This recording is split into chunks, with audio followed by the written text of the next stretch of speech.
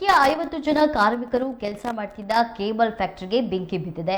ಬೆಂಗಳೂರು ಗ್ರಾಮಾಂತರ ಜಿಲ್ಲೆ ದೊಡ್ಡಬಳ್ಳಾಪುರ ಹೊರವಲಯದ ಶೆಟ್ಟಿಹಳ್ಳಿ ಕೈಗಾರಿಕಾ ಪ್ರದೇಶದಲ್ಲಿ ಘಟನೆ ನಡೆದಿದ್ದು, ಕೆಬಿ ಕಚೇರಿ ಫ್ಯಾಕ್ಟರಿಯ 1 ಎಕರೆಗೂ ಅಧಿಕ ಪ್ರದೇಶದಲ್ಲಿ ಬೆಂಕಿ ಆವರಿಸಿದೆ. 10ಕ್ಕೂ ಅಧಿಕ ಅಗ್ನಿಶಾಮಕ ವಾಹನ ಹಾಗೂ 100ಕ್ಕೂ ಅಧಿಕ ಸಿಬ್ಬಂದಿಯಿಂದ ಬೆಂಕಿ ನಂದಿಸುವ ಯತ್ನ ನಡೆದಿದ್ದು, ಬೆಂಕಿ ಹೊತ್ತಿಕೊಂಡ ಫ್ಯಾಕ್ಟರಿ ಸುತ್ತಮುತ್ತ 3 ಕಿಲೋಮೀಟರ್ ವ್ಯಾಪ್ತಿಯಲ್ಲಿ ಪವರ್ ಕಟ್ ಆಗಿದೆ.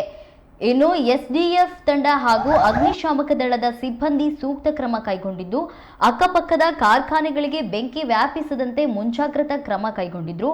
ಇನ್ನು ಸ್ಥಳದಲ್ಲೇ ದೊಡ್ಡಬಳ್ಳಾಪುರ ತಹಶೀಲ್ದಾರ್ ಮಲ್ಲಪ್ಪ ಬೀಡು ಬಿಟ್ಟಿದ್ರು.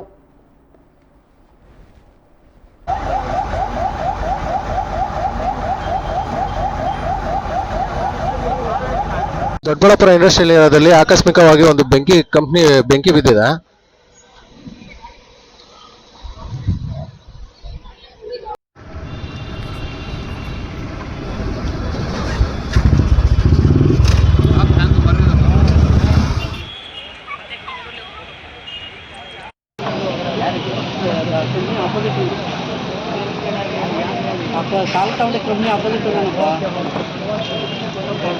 ಭಯಾನಕ ಬೆಂಕಿ